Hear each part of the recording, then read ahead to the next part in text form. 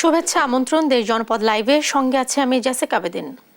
কুমিল্লার বুড়িচংয়ের জামতলা সীমান্তে বিএসএফ এর গুলিতে এক বাংলাদেশির মৃত্যু হয়েছে। বিস্তারিত জানাতে কুমিল্লা থেকে যুক্ত হচ্ছেন সহকর্মী সুমন কবির। সুমন, নিহত বাংলাদেশের পরিচয় সম্পর্কে কিছু জানতে পেরেছেন কিনা আপনি? পরিবারের সদস্যদের সাথে আপনার কোনো কথা হয়েছে কিনা, কি তথ্য রয়েছে? জেসিকা, আপনি যেটা বলছেন আসলে সীমান্ত হত্যা যেন চলছেই। সীমান্ত হত্যা আসলে আমরা দেখেছি গত 2 মাস ধরে কুমিল্লা সীমান্তে 3 জন আসলে নিহত হয়েছে। তবে আজকে যে লোকটি মারা গিয়েছে সকাল 8টার দিকে আসলে এই ঘটনাটা ঘটেছে। যে স্থানীয় যে মেম্বার আবুল কাশেম আসলে জানিয়েছেন সকাল 8টার দিকে জামতলা সীমান্তের উত্তর পশ্চিম সীমান্তে আসলে বর্ডার এরিয়া, যেহেতু কুমিল্লা বেষ্টনী আসলে বর্ডার, সে বর্ডার মিরপুরের নিবাসী আনোয়ার হোসেন, যার বয়স 50 বছর, সে আসলে সকাল 8টা 5-এর দিকে ওই সীমান্তে যায়। আসলে চিনি ব্যবসায়ী ট্রেডিংদার হিসেবে সে কাজ করে থাকে। চিনি আসলে ওখান থেকে সে গাড়িতে লোড করে এবং নিয়ে যায়। তবে একটা জানে রাখি, প্রথম গুলিটা যখন হয় সকাল 8টা 5 বা 7-এর দিকে, এবং দ্বিতীয় গুলিটা সকাল 8টা 10 বা 15-এর দিকে। তো সবকিছু মিলিয়ে বলা যায় যে আনোয়ার হোসেন আসলে তার বাবার নাম হচ্ছে চারু মিয়া, মিরপুরের, সে বসবাস করে জামতলার। তবে একটা বিষয় জানিয়ে রাখি, আমরা বিজিবির সাথে কথা বলতে চেষ্টা করছি। বিজিবি আমাদেরকে জানিয়েছেন আসলে আমরা শুনেছি এবং তারা কাঁটাতারের কাছে বিজিবি স্থানীয় লোকদেরকে নিয়ে দেখেছে, আসলে তার লাশ পরে দেখতে দেখেছে ভারতীয় সীমান্তে, এবং বিএসএফ আনোয়ার হোসেনের লাশ নিয়ে গেছে।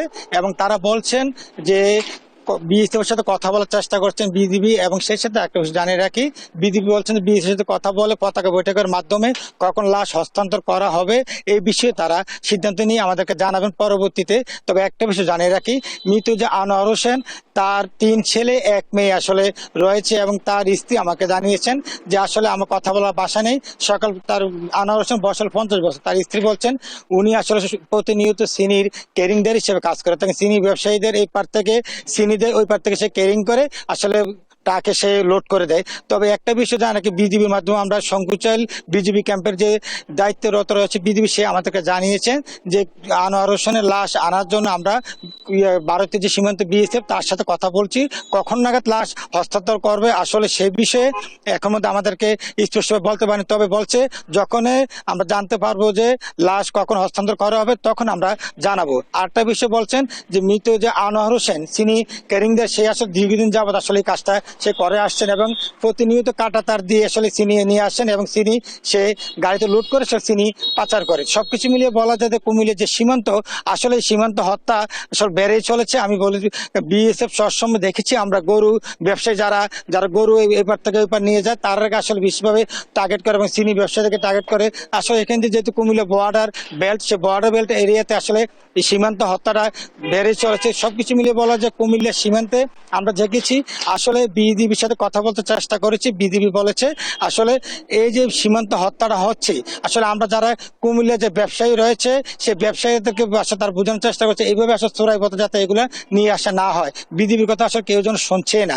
আসলে যারা সীমান্তে বেল্টে রয়েছে তারা আসলে এই কাজটাই করে থাকে, এই পার থেকে ওই পারে, ওই পার থেকে এই পারে মালামাল আসলে আনা নেওয়া করে। তা আপনার যদি বলে থাকি জেসিকা, কুমিল্লার এই বিষয়টা নিয়ে আসলে আমরা চিন্তিত। সেই সাথে সারা বাংলাদেশ আমরা দেখেছি বর্ডার এরিয়াতে আসলে এইভাবে সীমান্ত হত্যা চলেছে। এখন লাশ আসলে বিএসএফের কাছে রয়েছে। তারা বলছেন পরবর্তীতে যখন বিজিবির সাথে কথা হবে তখন আসলে এই বিষয়টা নিয়ে আলোচনা করে লাশ কখন হস্তান্তর করবে আমাদেরকে জানাবেন। আরেকটা বিষয়, পরিবার বলছেন আমার স্বামীর লাশটা আসলে সে চায়, এবং সে বলছে খুব যত দ্রুত সময় লাশটা আসলে তারা পেতে চায় পরিবার। এবং সেই সাথে এলাকার যে মেম্বার আবুল কাশেম, সে জানিয়েছেন আমরা চেষ্টা করছি বিজিবির মাধ্যমে বিএসএফ সাথে কথা বলার জন্য।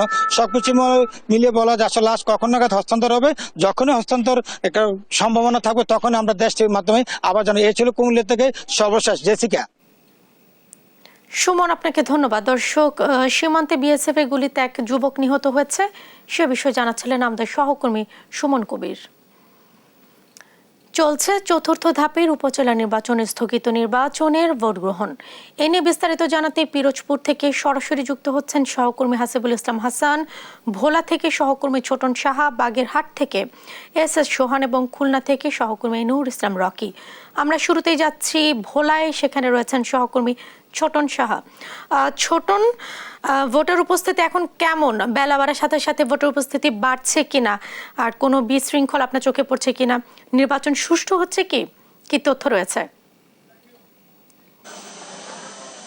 হ্যাঁ, হ্যাঁ, এখন থেকে যেমনটি আমরা দেখতে পাচ্ছি জেসিকা, ভোট কেন্দ্রগুলোতে আমরা সকালে যে চিত্র দেখেছি, বিশেষ করে সকাল 8টায় যে চিত্র দেখেছি, বলা যায় এখন ভোটারদের যে উপস্থিতি এটা অনেকটা বেড়েছে এবং কেন্দ্রগুলোতে ভোটারদেরও ভিড়, এবং ভোটারদের সাথেও আমরা কথা বলেছি। ভোটাররা যেমনটি আমাদেরকে বলছিল যে তারা উৎসবমুখর পরিবেশে তারা ভোট দিচ্ছেন, এবং ভোট কেন্দ্রের ভেতর এবং বাইরে কিন্তু আমরা দেখেছি আইন শৃঙ্খলা রক্ষাকারী বাহিনীর কিন্তু টহল রয়েছে, এবং এখন পর্যন্ত বলা যায় জেসিকা কোনো কেন্দ্রে এখন পর্যন্ত কোনো বিশৃঙ্খলা বা কোনো সহিংসতার কিন্তু খবর নেই, এবং 5 স্তরের নিরাপত্তার মধ্যে দিয়ে কিন্তু এই যে ভোলার যে তজুমউদ্দিন এবং লালমোহন উপজেলার ভোটগ্রহণ চলছে। এবং আমি রয়েছি ইন্দ্র নারায়ণপুর এম হোসেন সরকারি প্রাথমিক বিদ্যালয় কেন্দ্রে। এখানকার যে প্রিজাইডিং অফিসার রয়েছেন তিনি আমাকে বলছিলেন যে ভোটারদের যে উপস্থিতি সেটি অনেকটা সন্তোষজনক, এবং তিনি বলেছেন যে এখানে 3000-এর মতো ভোটার রয়েছে, এবং এখন পর্যন্ত 11টা পর্যন্ত 14 ভাগ কিন্তু ভোট কাস্ট হয়েছে, এমনটি কিন্তু তিনি বলছিলেন। এবং তিনি বলছেন যে অন্যান্য কেন্দ্রের মতো এই কেন্দ্র ভোটারদের উপস্থিতি ভালো, এবং আমরা ভোটারদের সাথে কথা বলেছি। ভোটাররা বলছিল যে ভোট কেন্দ্রে আসতে গিয়ে তাদের কোনো রকম বাধা বা প্রতিবন্ধকতার মুখোমুখি হতে হয়নি, তারা কিন্তু স্বাচ্ছন্দ্যে এসেছেন, এবং তাদের যে কাঙ্ক্ষিত যে ভোটটি সেই ভোটটি দিতে পেরে তারা সন্তুষ্টি প্রকাশ করেছেন, আনন্দ প্রকাশ করেছেন। জেসিকা, এই দুইটি উপজেলায় কিন্তু আপনার মোট 23 জন প্রার্থী রয়েছে, যাদের মধ্যে চেয়ারম্যান পদে প্রতিদ্বন্দ্বিতা করছেন 9 জন, ভাইস চেয়ারম্যান পদে করছেন 8 জন, এবং মহিলা ভাইস চেয়ারম্যান পদে কিন্তু প্রতিদ্বন্দ্বিতা করছেন 6 জন প্রার্থী। অর্থাৎ এই যে 23 জন প্রার্থী রয়েছে এবং 3 লাখের অধিক যে ভোটার রয়েছে, এই ভোটাররা কিন্তু আপনার এই যে প্রার্থীদের ভাগ্য নির্ধারণ করবেন। আসলে ভোট গণনা শেষে বলা যাবে যে আসলে যে কে বিজয়ী হচ্ছেন। আমরা কেন্দ্রের বাইরেও ঘুরেছি, যারা উৎসুক জনতা রয়েছেন, ভোটার রয়েছেন, তাদের মধ্যে আমরা দেখেছি যে অন্যরকম একটা উচ্ছ্বাস, এবং তারা বলছিল যে যেহেতু ভোটাররা নির্বিঘ্নে ভোট দিতে পারছে, তো সেই হিসেবে যাকে পছন্দ করেছেন সেই প্রার্থীকেই তারা কিন্তু বিজয়ের লক্ষ্যে যে ভোট প্রয়োগ করেছেন, এবং তারা প্রত্যাশা করছেন সেই প্রার্থী বিজয়ী হবে। এবং কেন্দ্রগুলোতে এখন পর্যন্ত কোনো সহিংসতার খবর নেই। রিটার্নিং অফিসার বলছিল 5 স্তরের নিরাপত্তা দিয়ে ভোট গ্রহণ হচ্ছে, এবং এখন পর্যন্ত কোনো সহিংসতার খবর নেই। তো জেসিকা, এ ছিল আমার কাছে ভোলার যে দুটি উপজেলা পরিষদে যে ভোট গ্রহণ চলছে তা নিয়ে সর্বশেষ সত্য। এখন আমরা যুক্ত হব খুলনায়, সেখানে রয়েছেন আমাদের সহকর্মী রকি। এখন আপনার সেখানে ভোটারদের উপস্থিতি কেমন দেখছেন, এবং কোনো প্রার্থীর অভিযোগ রয়েছে কিনা বিস্তারিত জানাবেন। ধন্যবাদ ছোটন। খুলনার যে 3টি উপজেলায় নির্বাচন হচ্ছে, উপজেলাগুলো হচ্ছে কয়রা, পাইকগাছা এবং ডুমুরিয়া। এইখানকার চিত্র কিন্তু একটু ভিন্ন। আমরা যদি একটু বলি যে আমরা এখন যেই উপজেলাটায় আছি এটা হচ্ছে খুলনার ডুমুরিয়া উপজেলা, এবং এইখানে কিন্তু সকাল থেকে আমরা যতগুলো কেন্দ্রে গিয়েছি ভোটার উপস্থিতি কিন্তু আসলে সন্তোষজনক না। এর পিছনে যে কারণ আছে সেটা হচ্ছে যে খুলনায় কিন্তু আজকে প্রচন্ড তাপদাহ, এবং এই প্রচন্ড তাপদাহের কারণে ভোটারদের উপস্থিতি কম বলে প্রার্থীরা বলছে। তবে তারা বলেছে যে দিন শেষে আস্তে আস্তে হয়তো বা ভোটার উপস্থিতি বাড়বে। আরেকটি বিষয় একটু বলে রাখি, আমরা কিন্তু কয়েকটি কেন্দ্রে ঘুরে যে অভিযোগ পেয়েছি, একাধিক প্রার্থী, চেয়ারম্যান এবং মহিলা ভাইস চেয়ারম্যান প্রার্থীরা আমাদেরকে অভিযোগ করেছে যে ভোটারদের কিন্তু ভোট কেন্দ্রে আসার জন্য বাধা প্রদান করা হচ্ছে, এবং পাশাপাশি যেখানে ভোটার স্লিপ দেওয়া হচ্ছে সেখানেও কিন্তু বাধা প্রদান করা হচ্ছে। এবং এই যে ঘটনাগুলো ঘটছে, এইগুলো ঘটেছে ডুমুরিয়া উপজেলার রঘুনাথপুর, শাহপুর, মিক্সিমিল, ধামালিয়া এইসব এলাকায়। তো আমরা এখানকার যে চেয়ারম্যান প্রার্থী, মহিলা ভাইস চেয়ারম্যান প্রার্থী, এদের সাথে কথা বলেছি। তারা কিন্তু বলেছে যে তারা প্রশাসনকে বিষয়টা জানার পরে প্রশাসন ঘটনাস্থলে এসেছে, কিন্তু আসলে তেমন কোনো সমাধান করতে পারেনি। আর একটু বলে রাখি, প্রশাসন আমাদেরকে যেটি জানিয়েছে যে সর্বোচ্চ নিরাপত্তা দেওয়া হচ্ছে প্রার্থীদের এবং ভোটারদের, যারা যেন সুষ্ঠুভাবে তারা এখানে এসে ভোট দিতে পারে। আমি একটু জানিয়ে রাখতে চাই যে খুলনার যে 3টি উপজেলায় নির্বাচন হচ্ছে, এই উপজেলাগুলোর ভিতরে কিন্তু সব থেকে বেশি ঝুঁকিপূর্ণ হচ্ছে খুলনার ডুমুরিয়া উপজেলা। পাশাপাশি কিন্তু কয়রা এবং পাইকগাছা উপজেলাও ঝুঁকিপূর্ণ আছে। এই ছিল খুলনার দিকে সর্বশেষ বিষয়। পাশাপাশি আমি একটু বলে রাখি যে এখনো কিন্তু ভোটার উপস্থিতি সন্তোষজনক না, এবং যতটুকু ভোটার এসেছে সেটা হচ্ছে নারী ভোটারদের আসার প্রবণতা আমরা বেশি দেখতে পেয়েছি। খুলনা থেকে নির্বাচনে এইটা ছিল আমার কাছে সর্বশেষ খবর। আমরা এখন সরাসরি সংযুক্ত হচ্ছি আমাদের বাগেরহাট প্রতিনিধি সোহানের কাছে জানতে চাইবো যে সেখানকার ভোটের অবস্থা কেমন।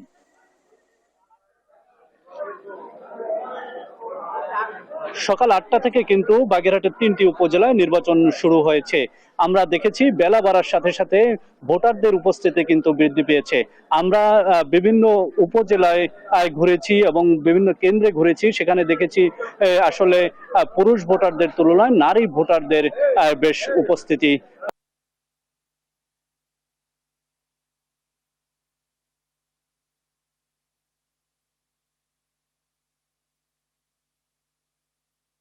অনেক ভোটারদের সাথেও কথা বলেছি, তারা আমাদেরকে জানিয়েছে যে এবার যে নির্বাচনটা হচ্ছে, এই নির্বাচনটায় যেহেতু কোনো দলের প্রতীক নেই, যার কারণে তারা কোনো চাপ ছাড়া, কোনো প্রভাব মুক্ত ছাড়াই ভোট দিতে পারছেন, এবং কোনো প্রার্থীরও কোনো অভিযোগ ছিল না বলে আমরা যতদূর জেনেছি।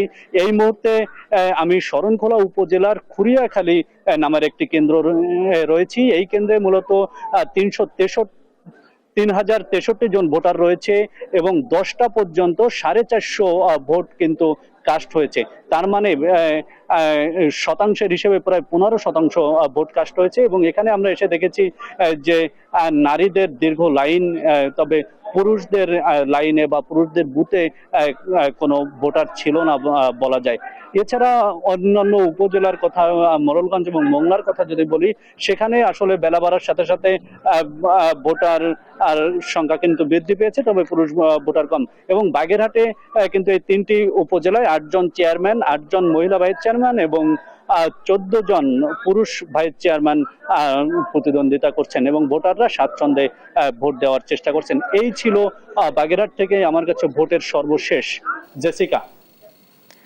আপনাদের ধন্যবাদ। দর্শক, উপজেলা নির্বাচন শুরু হয়ে গেছে সকাল থেকে, সে বিষয়ে জানাচ্ছিলেন আমাদের সহকর্মীরা।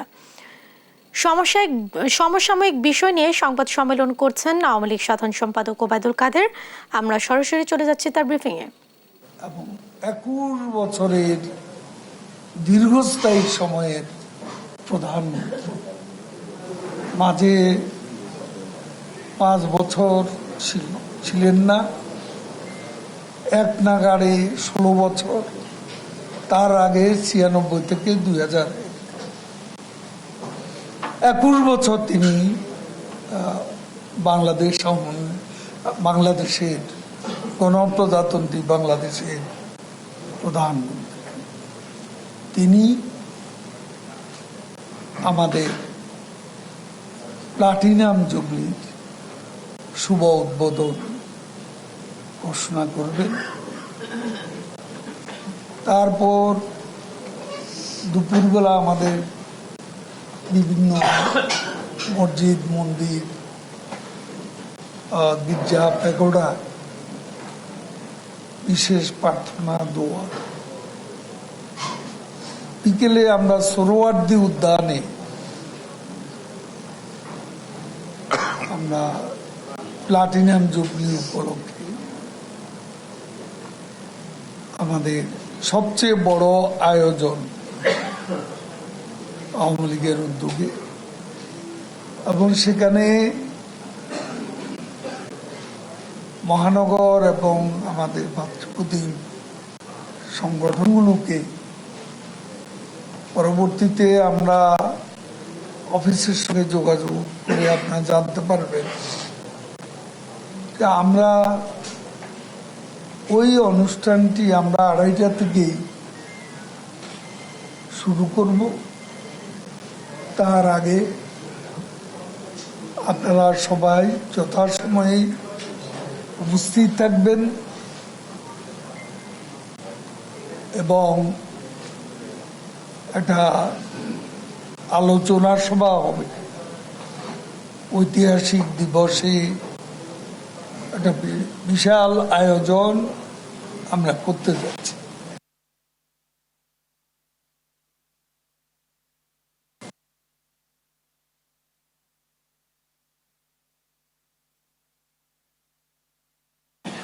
তিনি আমাদের নেত্রী শিক্ষা সংস্কৃতি বিষয়ক উপদেষ্টা, তাকেও এই কর্মসূচির ব্যাপারে সহযোগিতা করার জন্য নেত্রী পরামর্শ দিয়েছেন। আমার সাথে কিছু কথাও হয়েছে। বিভিন্নভাবে এই অনুষ্ঠানটিকে আমাদের ঐতিহাসিক অনুষ্ঠান হিসেবে সফল করার জন্য আমাদের এখন থেকেই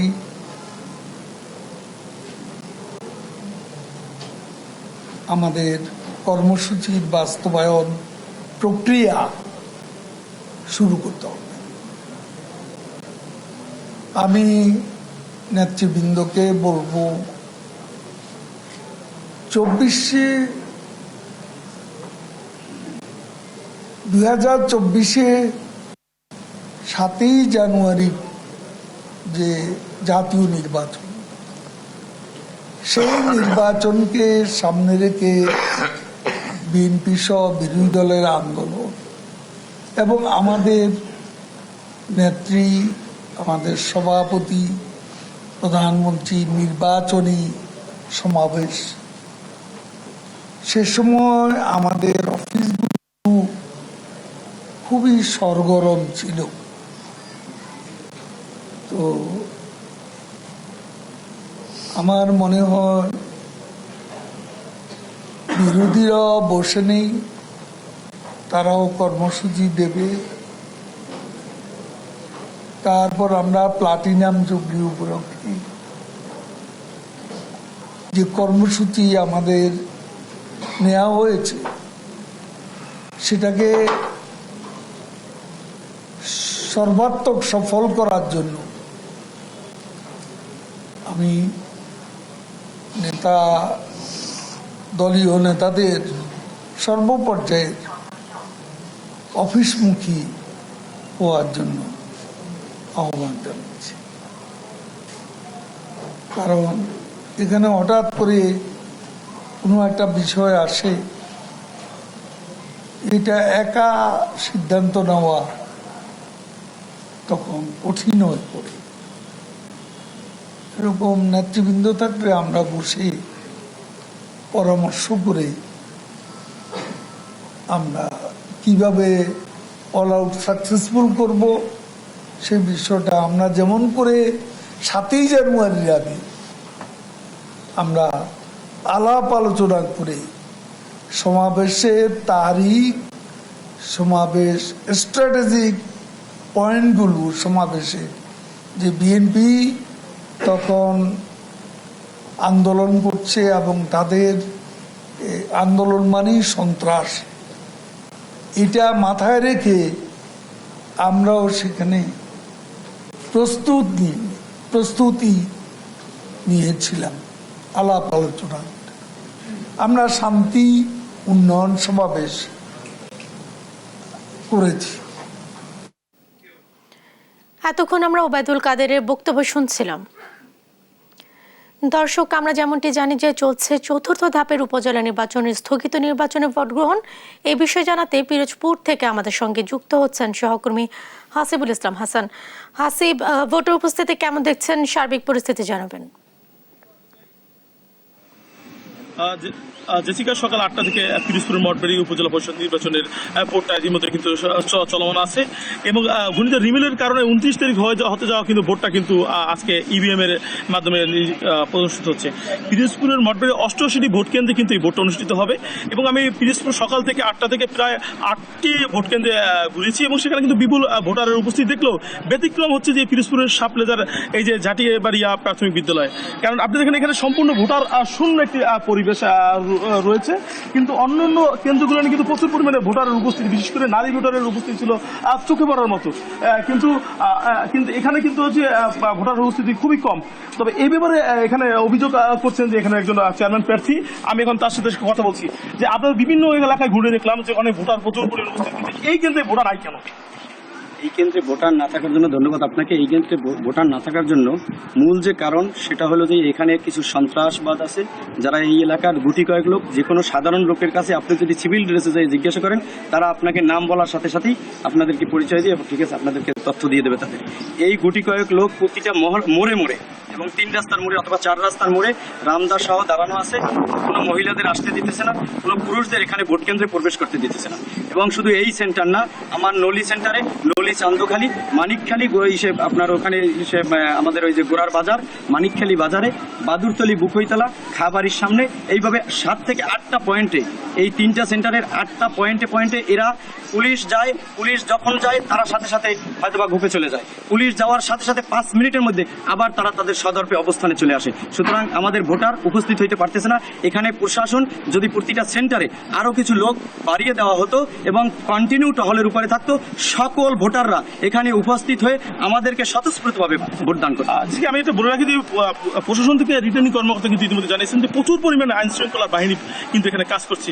পিরোজপুরের মঠবাড়ি উপজেলার যে একটি সংসদীয় এলাকা নিয়ে একটি উপজেলা কিন্তু, এবং 88টি কেন্দ্র, এখানে একটি কথা বলে রাখি যে 88টি কেন্দ্রই কিন্তু অতি গুরুত্বপূর্ণ কেন্দ্র হিসেবে বিবেচনা করা হয়েছে এবং ইভিএম এর মাধ্যমে যে ভোটটা অনুষ্ঠিত হচ্ছে যাচ্ছে, এখানে মোট 2,26,220 জন ভোটার কিন্তু ভোট দিবে। তাই আমরা আশা করছি যে কোনো সহিংসতা ছাড়া এবং শান্তিপূর্ণ পরিবেশেই বিকাল 4টার মধ্যে ভোট গ্রহণটা শুরু হবে। মূলত এই ছিল আমার কাছ থেকে নির্বাচনের সর্বশেষ মঠবাড়ি উপজেলা থেকে। হাসিবুল, আপনাকে ধন্যবাদ উপজেলা নির্বাচনের সবশেষ খবর আমাদের দর্শকদের জানানোর জন্য।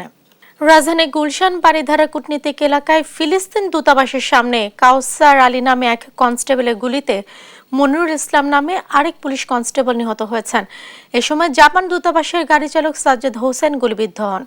এ নিয়ে বিস্তারিত জানাতে গুলশান থেকে যুক্ত হচ্ছেন সহকর্মী শাহাদাত নিশাদ। গুলশানের ওই এলাকায় এখন কি অবস্থা বিরাজ করছে, আর ঘটনা তদন্তে কোনো কমিটি কি গঠন করা হয়েছে কিনা কি জানতে পেরেছেন আপনি? জি, যেমনটি বলছিলেন আপনি, আসলে গতকাল রাত ঠিক 11:45 ঘটনা। ঠিক ফিলিস্তিনের যে দূতাবাসটি রয়েছে, আমি যদি একটু দেখানোর চেষ্টা করি, এই দূতাবাসের সামনেই কিন্তু ডিউটিরত দুজন কনস্টেবল তাদেরকে মুখোমুখি, অর্থাৎ একজন কনস্টেবল যার নাম হচ্ছে কাউসার, সে কিন্তু একেবারে আমরা পরবর্তীতে জেনেছি সে একটু মানসিকভাবে বিপর্যস্ত ছিল। তার গুলিতে কিন্তু আরেক কনস্টেবল যিনি নিহত হয়েছেন এবং একই সাথে এখানে দায়িত্বরত যারা ছিল, বিশেষ করে তারা যখন এলোপাথারি গুলির কারণে তারা সরে যায় এবং এক পর্যায়ে পরবর্তীতে আরও আইনশৃঙ্খলা বাহিনী যারা আছে তারা এখানে আসে এবং এসে কিন্তু নিহত যে পুলিশ সদস্য তাকে উদ্ধার করে এবং একই সাথে যে কনস্টেবলের গুলিতে আসলে নিহত হয়েছে, যার নাম যদি আমি একটু জানানোর চেষ্টা করি, তার নাম হচ্ছে কাউসার, সে কিন্তু গুলি করেন এবং একই সাথে নিহত যে কনস্টেবল তার নাম হচ্ছে মনিরুল, তার গুলিতে কিন্তু মনিরুল যে কাউসারের গুলিতে কিন্তু মনিরুল নিহত হয়েছে এবং পরবর্তীতে এই আসলে কারণটা কিন্তু পরবর্তীতে এখনো পর্যন্ত এটি বের করা সম্ভব হয়নি। আমরা যতটুকু জেনেছি, গতকাল রাতে যখন এখানে পুলিশের অতিরিক্ত মহাপরিদর্শক এবং ডিএমপি কমিশনার এসেছেন এবং তারা ঘটনাস্থলে এসে সাংবাদিকদের যেটি জানিয়েছিলেন যে আসলে কী কারণে এই হত্যাকাণ্ডের ঘটনাটি ঘটেছে সেটি কিন্তু কোনোভাবে এখনও বের করা যায়নি। তবে যে কনস্টেবলের গুলিতে আসলে নিহত হয়েছে সেই কনস্টেবলকে গ্রেফতার করা হয়েছে এবং একই সাথে তাকে গুলশান থানার হেফাজতে নেওয়া হয়েছে। তো আমরা এখানে ঘটনাস্থলে যারা আসলে প্রত্যক্ষদর্শী ছিল তাদেরও একটু মন্তব্য নেওয়ার চেষ্টা করব। এখানে একজন ছিল, গতকালকে আপনি ঘটনা দেখেছেন, তো আসলে তখন কি অবস্থা ছিল কনস্টেবল, বা তাকে কি অবস্থায় দেখেছিলেন? জি, কালকে আমি তাকে দেখেছি যে আসার পরে রুমে থেকে বের হওয়ার পর দিয়ে আমি আসার পরে দেখি যে সে এখানে বারবার ঘুরতেছে আর পিস্তল হাতে ঘুরতেছে। তারপর মনে কোনো ফায়ার করতেছে, সবাই কেউ দাঁড়াইতে দেয় না এখানে। সে তাকে মার্ডার করার পর দিয়ে সে তার মাথার ভিতরে মনে হয় কোনো সমস্যা আছে। সে দেখি বারবার ভিতরে যাইতেছে, রুমের ভিতরে যাইতেছে, বারবার পিস্তল নিয়ে আসতেছে আর এখানে কাউকে দাঁড়াইতে দেয় না, সবাইকে ফায়ার করে। যেমনটি প্রত্যক্ষদর্শীরা জানাচ্ছিলেন, আসলে এই ঘটনা কিন্তু এক ধরনের নিরাপত্তাহীনতাও ভুগছে, কারণ যে বারিধারা ডিপ্লোম্যাটিক জোন যেটি রয়েছে এখানে পুরোটাই কিন্তু আইন শৃঙ্খলা বাহিনীর দ্বারা নিয়ন্ত্রিত থাকে এবং একই সাথে এখানে যে বিদেশিরা থাকে এবং দূতাবাস হওয়ার কারণে বিভিন্ন দূতাবাসের কর্মকর্তারা কিন্তু এখানে অবস্থান করে থাকে। তো সেই ক্ষেত্রে আইন শৃঙ্খলা বাহিনীর নিরাপত্তায় এই এলাকাটা ঢাকা থাকে এবং এমন একটি ঘটনায় কিন্তু যে ডিপ্লোম্যাটিক যারা আছে বিভিন্ন দেশের যারা দূতাবাসের কর্মকর্তারা আছে তারাও কিন্তু এক ধরনের নিরাপত্তাহীনতার কথা আমরা শুনছি এবং সেই সাথে এই ধরনের এলাকায় এমন একটি ঘটনা, এর রহস্য বা পেছনে গল্পটা কি, বা শুধু কি সে মানসিকভাবে বিকৃত ছিল নাকি অন্য কোনো কারণও হতে পারে, সেটিও কিন্তু তদন্তের পরবর্তীতে জানানো হবে বলে আমাদেরকে ডিএমপি থেকে জানানো হয়েছে। তো এখন পর্যন্ত এই ঘটনাস্থলে আমরা দেখছি যে আইন শৃঙ্খলা বাহিনীর অবশ্য তেমন কোনো প্রস্তুতি আমরা এখানে এখন পর্যন্ত লক্ষ্য করা যাচ্ছে না, তবে এখানকার প্রতিদিনের মতো যেভাবে নিরাপত্তায় বিভিন্ন যে পুলিশ সদস্যরা থাকে তারা রয়েছেন, নিরাপত্তায় জড়িত তারা রয়েছেন এবং বিভিন্ন দূতাবাসের সামনেও আমরা দেখেছি পুলিশ সদস্যরা ডিউটিরত রয়েছেন। তবে এখন পর্যন্ত যে হত্যার যে মূল কারণ সেটি উদ্ঘাটনের জন্য তাকে গুলশান থানায় হেফাজতে নেওয়া হচ্ছে এবং পরবর্তীতে তার যে সে যেহেতু অস্ত্রধারী ছিল তার অস্ত্র সেখানে উদ্ধার করা হয়েছে এবং সেই সাথে তাকে নিরস্ত্র করে তাকে আদালতে প্রেরণ করা হবে এবং একই সাথে তাকে রিমান্ডের মাধ্যমেও এই ঘটনা কি আসলে কোনো কারণ ছিল কিনা সেটিও বের করা হবে বলে আমরা প্রাথমিকভাবে জেনেছি। তো জেসিকা, এই ছিল ফিলিস্তিন দূতাবাসের সামনে আমার কাছে থাকা গতকালের যে ঘটনা সেই ঘটনার সবশেষ তথ্য। নিশাদ, আপনাকে ধন্যবাদ। দর্শক, এক পুলিশ কনস্টেবলের মাধ্যমে আরেক পুলিশ কনস্টেবলকে হত্যার বিষয় জানাচ্ছিলেন সহকর্মী সাদাত নিশাদ। মিয়ানমারের অভ্যন্তরে সংঘর্ষ চলাকালে পালিয়ে বাংলাদেশে আশ্রয় নেয়া 134 বিজিপি ও সেনা সদস্য তাদের দেশে ফিরছেন আজ। বিস্তারিত জানাতে কক্সবাজার জেটি থেকে যুক্ত হচ্ছেন সহকর্মী সৌরভ দেব। আর সৌরভ, কখন তারা মিয়ানমারের উদ্দেশ্যে কক্সবাজার ছাড়বে? হ্যাঁ জেসিকা, তাদেরকে কক্সবাজারের যে বিআইডব্লিউটিএ ঘাট রয়েছে সেখানে আজ ভোর 5টা নাগাদ এখানে আনা হয়েছে এবং 9টা 35-এর দিকে যেই 45 বাংলাদেশি মিয়ানমারের কারাগারে ছিল এবং বিভিন্ন মেয়াদে তারা কারাভোগ করেছিল তাদেরকে আনা হয়েছে এবং অল্প কিছুক্ষণের মধ্যেই আমরা যেটি ধারণা করছি এখানে তাদের যে দাপ্তরিক প্রক্রিয়াগুলো রয়েছে সেগুলোর কার্যক্রম চলছে এবং এগুলো শেষ করে যেই জাহাজটি করে 45 বাংলাদেশিকে আনা হয়েছে সেই একই জাহাজে করে তাদেরকে নিয়ে যাওয়া হবে এখান থেকে এবং এখান থেকে তারা রাখাইন রাজ্যের যে সিতোয়ে বন্দর রয়েছে সেখানে যাবেন এবং যে 45 বাংলাদেশি মিয়ানমারের বিভিন্ন মেয়াদে কারাভোগ শেষে এখানে ফিরেছে তাদেরকে ইতিমধ্যেই তাদের যে বাংলাদেশের জাতীয় সনদপত্র যাচাই বাছাই শেষে তাদের স্বজনদের কাছে ফিরিয়ে দেওয়া হয়েছে এবং যে 134 মিয়ানমারের বর্ডার গার্ড পুলিশের সদস্য এবং সেনা সদস্যরা এখানে আছেন তাদেরকে তাদের যে শনাক্তকরণ প্রক্রিয়া সেটির কার্যক্রমই এখন মূলত চলছে এবং এখানে আমরা যেটি দেখতে পাচ্ছি যে বাংলাদেশের সরকারের পক্ষ থেকে পররাষ্ট্র মন্ত্রণালয়ের কর্মকর্তা এবং বিজিবি এবং কক্সবাজার জেলা প্রশাসনের ঊর্ধ্বতন কর্মকর্তারা রয়েছেন এবং সেই সাথে মিয়ানমার থেকেও মিয়ানমারের ঊর্ধ্বতন কর্মকর্তারা এসছেন এখানে এবং সেই মিয়ানমার পররাষ্ট্র মন্ত্রণালয়ের কর্মকর্তারাও আছেন। তারা তাদের যে দেশের নাগরিকরা রয়েছেন তাদের শনাক্তকরণ প্রক্রিয়া এখানে চালাচ্ছেন এবং এটি মূলত তৃতীয় ধাপে এই ফিরিয়ে দেওয়ার কার্যক্রমটি চলছে। এর আগে আমরা যেটি দেখেছি যে আরো 2 ধাপে যারা তাদের অভ্যন্তরীণ যে সংঘাত চলছে তাদের দেশে সেই সংঘাতের তারা এখানে পালিয়ে এসেছিলেন তাদেরকে ফিরিয়ে দেওয়া হয়েছিল এবং গত 1 মাসে মূলত এই 134 জন বাংলাদেশের আশ্রয়ে এসেছিলেন এবং তাদেরকে এখানে রাখা হয়েছিল এবং সবশেষে আজ ফিরিয়ে দেওয়া হচ্ছে। এর আগে আরো 2 ধাপে মিয়ানমার সেনাবাহিনী এবং তাদের যে বর্ডার গার্ড পুলিশ রয়েছে তাদের সদস্যদেরকে ফিরিয়ে দেওয়া হয়েছিল এবং কক্সবাজার বিআইডব্লিউ BIWTA ঘাটে আজ ভোর 5টা থেকে এই কার্যক্রমটি মূলত শুরু হয়েছে এবং আমরা আশা করছি যে দুপুর নাগাদ এটি শেষ হবে এবং এখন পর্যন্ত এখানে যে দুই দেশের নাগরিকদের শনাক্তকরণ যে প্রক্রিয়া সেটি চলছে। তো জেসিকা, কক্সবাজারের BIWTA ঘাটে বাংলাদেশি যে 45 জন নাগরিক ফিরে এসছে এবং 134 যে মিয়ানমার নাগরিক ফিরে যাচ্ছে সেই খবরের আমার কাছে এই ছিল সর্বশেষ। সরফ, ধন্যবাদ আপনাকে কক্সবাজার থেকে যুক্ত হবার জন্য। ফলের বাজার নিয়ে বিস্তারিত জানাতে মানিকগঞ্জ থেকে সরাসরি যুক্ত হচ্ছেন সহকর্মী আব্দুল আলিম। আলিম, ফলের বাজারের সবশেষ পরিস্থিতি আমাদের জানাবেন।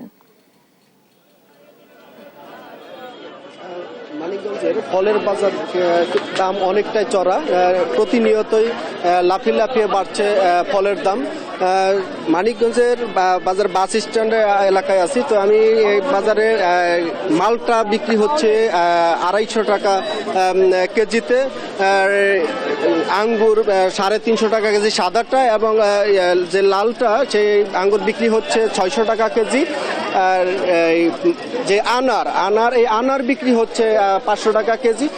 তো অনেকটা যে দাম যেটা গত সপ্তাহে যে দাম ছিল 4 থেকে প্রায় 20 থেকে 30 টাকা প্রায় কেজিতে বেড়েছে।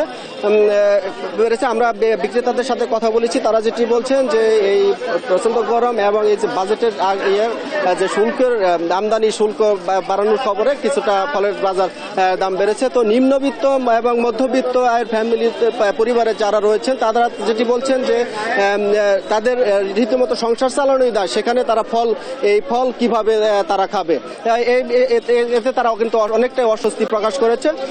তো আমরা এখন কথা বলবো একজন ফল ক্রেতা আসছেন যে আসলে এই যে বাজারে যে ফলের বাজার, বাজারে যে দাম দেখছেন, এতে আপনারা কি মনে করছেন? আসলে মানুষের শরীরের পুষ্টির জন্য তো আমাদের যে মৌসুমী ফলগুলো আছে এই ফলগুলো তো দরকার। তো ফলের দাম এত ঊর্ধ্বমুখী, সাধারণ মানুষ তো দূরের কথা, অসাধারণ মানুষেরও ক্রয় ক্ষমতার বাইরে চলে গেছে। গত বছরের যে লিচুর দাম ছিল 300 টাকা, এইবার সেই লিচু বিক্রি হচ্ছে 450 থেকে 500 টাকা। আর বিদেশি আমদানিকৃত যে ফলগুলো আছে এই ফলগুলো যদি একটু শুল্কমুক্ত করা যেত তাহলে হয়তো মানুষ বিদেশি ফলের পাশাপাশি আমাদের দেশীয় ফলগুলোর একটু ক্রয় ক্ষমতার মধ্যে আসতো, একটু দামটা কমতো, হয়তো আমরা মাঝে মাঝে আমাদের পরিবার পরিজন নিয়ে কিছু ফল কিনতে পারতাম। তো এই অবস্থায় আছে। ধন্যবাদ আপনাকে। যেমনটি শুনছিলেন যে ক্রেতারা বলছেন যে এই মৌসুমী যে ফল, এই ফল যার আর বিদেশ থেকে যেগুলো আসে সেইগুলো যদি শুল্ক মুক্ত করা হয় তাহলে এই ফলের দামে বাজারটা কিছুটা স্থিতিশীল থাকবে, তার দাবি জানিয়েছেন।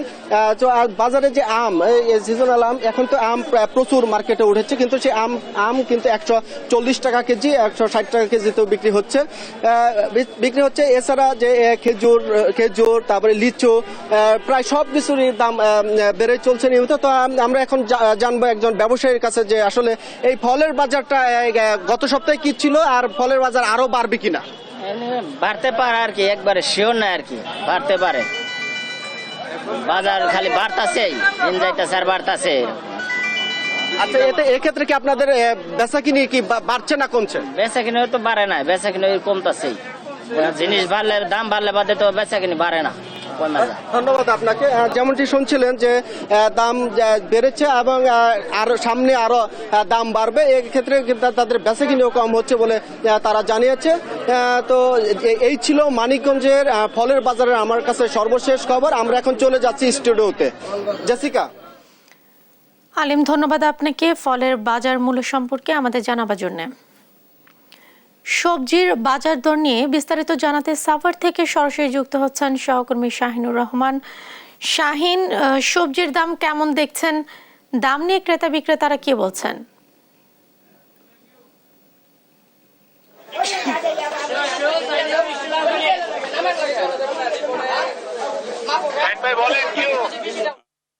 ধন্যবাদ। ধন্যবাদ। আমি কিন্তু এই মুহূর্তে আছি সাভারের যে জিরানি বাজার, এই জিরানি বাজারে আপনাকে যদি জানাই যে আজকে কাঁচা বাজারের কিন্তু বাজারে আমরা ঘুরেছি, বিভিন্ন বাজারে বিভিন্ন দোকানের সাথে কথা বলেছি এবং ক্রেতার সাথে কথা বলেছি। তারা কিন্তু প্রত্যেকটি জিনিসের দামই কিন্তু ঊর্ধ্বগতি জানিয়েছে। তারা কিছু কারণ জানিয়েছে। আমরা ক্রেতাদের সাথে কথা বলেছি এবং আপনি জানেন যে শিল্পাঞ্চল এই এলাকায় কিন্তু যখন বেতন হয় এই সময়টা কিন্তু ব্যবসায়িকরা তাদের পণ্যের দাম কিছুটা বাড়িয়ে দেয়, এমনটি কিন্তু আমরা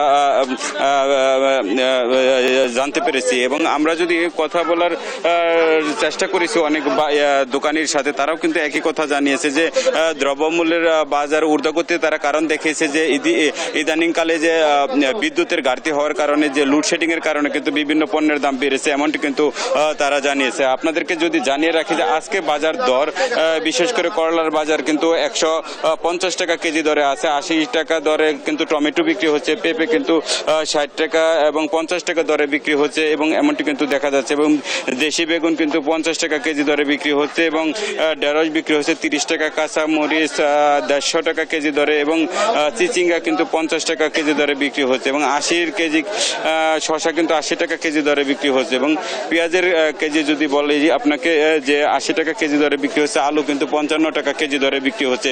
আমরা যদি একজন বাজার করতে আসা একজন মুরব্বীর সাথে কথা বলার চেষ্টা করি, বাজারের আজকের বাজারের দর কিরকম মনে হয়? বাজারের দর সবই বাড়তে লাগতেছে আজকে আমার কাছে, মানে এক সপ্তাহ আগে থেকে অনেক বেশি লাগতেছে। এখন কি বলবো, যে বাজার করা পারতেছে না, যে টাকা নিয়ে আসছে বাজার হইতেছে না, আমার কুলাইতে পারতেছে, কোনো দিকে কুলাইতে পারতেছে না। এখন আমাদের গরিব মানুষের খুব সমস্যা হয়ে গেছে, এভরিথিংস বাড়তি, সব জিনিসের দামই বাড়তি। এখন অন্য দোকানে বাজারে বাড়তে কিনা আমি বলতে পারবো না, কিন্তু এখানে বাড়তে আমি পাচ্ছি।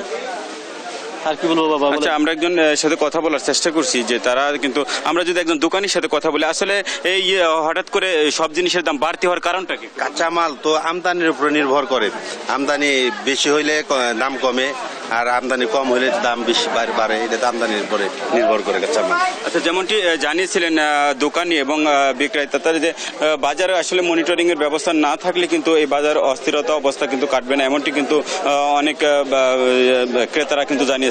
এই ছিল জেসিকা সাভারের জিরানি বাজার থেকে। শাহিন, ধন্যবাদ আপনাকে সবজির বাজারের সবশেষ খবর জানাবার জন্য।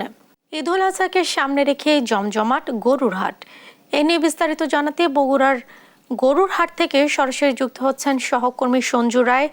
সঞ্জু, হাটে বেচা বিক্রি কেমন দেখছেন? হাট কতটা জমে উঠেছে? আর দাম নিয়ে ক্রেতা বিক্রেতারা কি বলছেন, তাদের প্রতিক্রিয়া সম্পর্কে জানতে চাই। জেসিকার এক সপ্তাহ পরে কিন্তু পবিত্র ঈদ উল আজহা, ধর্মপ্রাণ মুসল্লিরা কিন্তু সৃষ্টিকর্তার সন্তুষ্টিতে নিজের পছন্দের পশু কোরবানি দিয়ে কিন্তু তারা শেষ সময়ের যে প্রস্তুতি তা কিন্তু নিতে কেউ ছুটছেন হাটে, কারো পছন্দ বিভিন্ন অ্যাগ্রো ফার্ম। আপনি জানেন যে বগুড়া উত্তরবঙ্গের প্রাণ কেন্দ্র, এই বগুড়াতে কিন্তু শুধু বগুড়ার উপজেলাগুলোর মুসল্লিরাই নয়, আশেপাশের কয়েক জেলার ক্রেতা বিক্রেতাদের হাট ডাকে কিন্তু মুখর হয়ে ওঠে এই জেলার বিভিন্ন উপজেলায় থাকা বড় বড় হাট। আজকে রবিবার, আজকে কিন্তু আমরা ধাপের হাটেও গিয়েছিলাম। আমাদের বগুড়ার এই অঞ্চলগুলোতে দুপুরের পরে আসলে হাটগুলো জমে এবং বাইরের যে ক্রেতা বিক্রেতা তারা কিন্তু হাটগুলোতে আসে।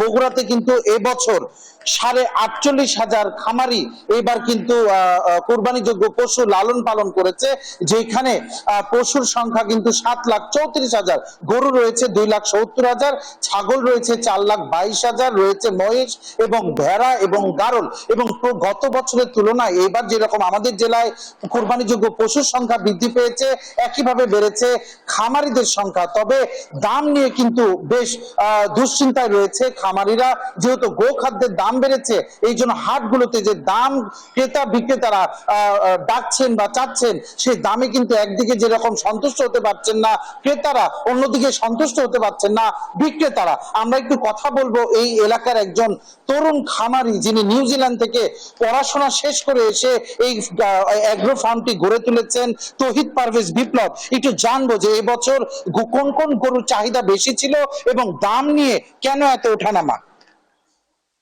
আমার খামারে মোটামুটি 7-8 জাতের গরু আছে, যার মধ্যে আমাদের দেশীয় যেটা মীর কাদিম, আরসিসি মানে রেড চিটাগাং বলা হয়, এর বাইরে শাহিওয়াল, হলিস্টিন ফ্রিজিয়ান, গির, আমরা যেটাকে শঙ্কর জাত বলি, মানে বিভিন্ন জাতের ক্রস, এরকম 7 থেকে 8 জাতের গরু আছে। আমার খামারে মোটামুটি 1200 কেজির গরু যেগুলো ছিল সেগুলো আমরা বিক্রি করে ফেলছি এবং বড় বড় গরুগুলো ম্যাক্সিমামই বিক্রি হয়ে গেছে। এখন আমার এখানে এখন এবার ঈদের জন্য 125টার মতো গরু আমি প্রস্তুত করছি, যার মধ্যে দেশি গরুর চাহিদাটাই বেশি, যেটা 80,000 টাকা থেকে 1,40,000 টাকা পর্যন্ত। আমি যদি দামের যে ব্যাপারটা যদি আলোচনা করতে চাই, সেক্ষেত্রে আমি বলবো গত বছরের চেয়ে এবার দাম তুলনামূলক কম। আবার আরেক দিক থেকে যদি চিন্তা করি, গত বছরের চেয়ে এবার খাবার খরচ অনেক বেশি। আমি যেমন গত বছর কোনো গরু আমার 8 থেকে 10,000 টাকা দিয়ে এভারেজ আমার সারা মাসের খরচ হয়ে গেছে, এখন সেটা মিনিমাম 15,000 টাকা, বড়গুলোর ক্ষেত্রে আরো বেশি। তো জনাব বিপ্লব, আপনাকে ধন্যবাদ। জেসিকা, আপনি শুনছিলেন একজন তরুণ খামারি, তিনি কিন্তু দাম কেন ওঠানামা করছে তা নিয়ে কিন্তু কথা বলছিলেন। জেসিকা, আমরা হয়তো বিকেল বেলা আবারও কোনো হাট থেকে কিন্তু যে প্রান্তিক খামারিরা এবং প্রান্তিক যারা পশু লালন পালন করেছে তাদের কথাগুলো কিন্তু আমরা দর্শকদের জানাতে পারবো। জেসিকা, বগুড়া থেকে কোরবানির পশুর হাট এবং খামারের যে বিস্তারিত তা নিয়ে এখন পর্যন্ত আমার কাছে এটি ছিল সর্বশেষ।